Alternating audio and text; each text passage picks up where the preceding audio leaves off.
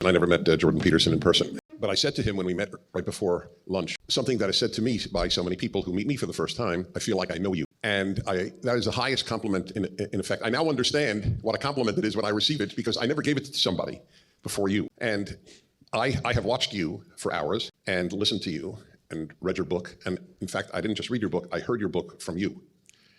So I want to tell you something without embarrassing you, but I think I like to, you open your heart and your mind, and so do I. When I was very young, I realized that God or nature had given me what I have called a goodness detector. And gurus appreciate people with open hearts, open minds, open legs. I always knew when I mean, there are many ways to teach Torah, right? You can teach Torah over Facebook. You can teach Torah in person. You can teach Torah over Zoom. You can teach Torah through the tip of your penis. I mean, the various ways that you can teach Torah, be a guru, right? They're infinite. Open hearts, open minds, open legs. I was in the presence of a good person, because that's all I really care about. I think brains are wildly overrated. Wildly. That's why I think you're not bright if you join Mensa. Why you would want to announce to the world your IQ is so bizarre to me that I'm sure there are nice people there, but maybe people like to, hang out with people with whom they have something in common. Like if you're eligible for Mensa, 99% of the population is going to be rather boring to you. So people are desperate to connect with people. I think it's probably, a legitimate, useful way to connect with people. I don't understand it, but I always picked up that, and I've always been right. I'm batting 1,000 essentially. And when I heard you read your book, he's always right, guys. He is always right. He is just such a finely tuned instrument for detecting good people. He's always right. He has prescience, right? This is what you hear from gurus all the time. Like, I just played a few clips, and it's like, I'm always right about this. Whenever I've differed from the majority, I've always been right. I said many years ago, my predictions came true. Right, so this is great. Like Jordan Peterson and Sprague, like these are two gurus. All right? Gurus who recognize another guru, anglers who recognize another angler, like con artists who respect each other's game. Passion comes from, I just want to help people lead a better life.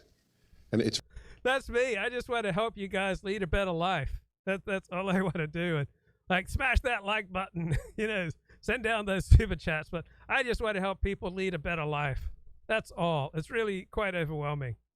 It's really quite overwhelming, guys. It's quite overwhelming. You didn't just read that book. I won't say you sang it, but I like that you use music. I'm very much into music too. It's just so beautiful what you did with that book. I was just so moved. I can just tell, I know that you're a good person. You're a good person like me and those of us who think the way we do, right? Our in-group, we're just, we're good people. We're clear thinking people. And we yearn. We're desperate. We so horny. We so horny for high quality criticism, right? We so horny for intellectually honest criticism. We so horny for robust criticism. If only we could encounter some high quality, intellectually honest. Me so horny for that robust, high quality criticism. Unfortunately, all the critics, they're just at such a low level, but me so horny. So this is the man that I'm honored to have this dialogue with, because everybody knows you're bright, but I know you're good. So I wanted to state that at the outset.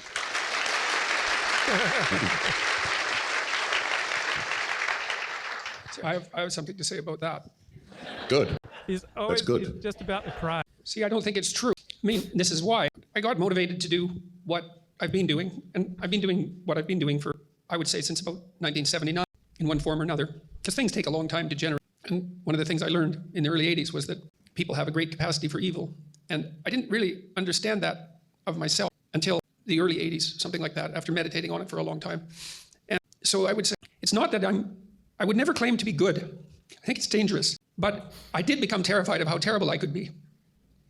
And I mean, I became terrified about how terrible human beings could be. And that's one thing, but that's easy. It's easy to confuse that with other human beings. It's a different thing to understand that it's true of yourself. So if I call Jordan Peterson and Dennis Prager con artists, I'm just saying that's a portion of what they're doing. I'm sure without even realizing, a portion of what I'm doing is con artistry too, right? We're all, fooling ourselves, fooling other people.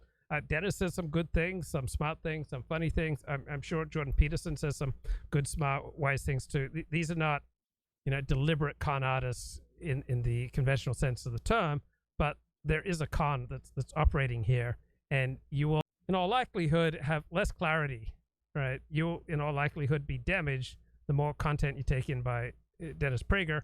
I just don't know enough about Jordan Peterson. I often recommend to my students that they read history as a perpetrator and not as a victim or a hero. And people very seldom do that, and it's no wonder. But I would say, perhaps, that I became terrified enough from learning what I learned that I tried to avoid the pathways that lead people to the dark places that they go. And there's something in that that might approximate good. Yeah, it does approximate good. I would agree with that. So Dennis Prager, from first grade through 12th grade, he was always elected president of his class because he has charisma. He's got a sense of presence. And remember, he told me in January 29, 1994, it brings me a sense of peace that, that if something happens to me, that you'll be there to carry on the fight for good values. Right? Can you imagine me as a, disturbed, lonely, troubled, anxious, depressed, frightened, young man starting to get some recovery from years of being bedridden? You can imagine how intoxicating that was. Now I realize that Dennis says this to dozens, if not hundreds, if not thousands of people.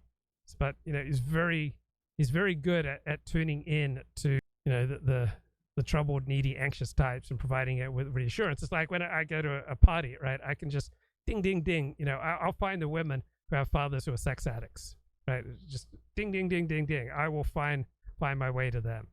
Right. Here's another great intellectual from Fox News and Talk Radio, Mark Levin, posing tough questions here to Donald Trump. I've talked to a lot of important people, Supreme Court justices, presidents, presidential candidates, brilliant people. And talking with you is really the most impressive conversation I've had. Number one, there's very few people who could sit there and speak the way you do, from subject to subject to subject to subject. If people would let you speak and actually listen to, while you have the enormous pressure on your shoulders of these grand juries and other things going on, and you still are able to do it. That is absolutely remarkable. Amazing. As you go through the history of your How do you do presidency, and I read these letters in this book, How do you do it? Show me how it to was love a you. phenomenal presidency.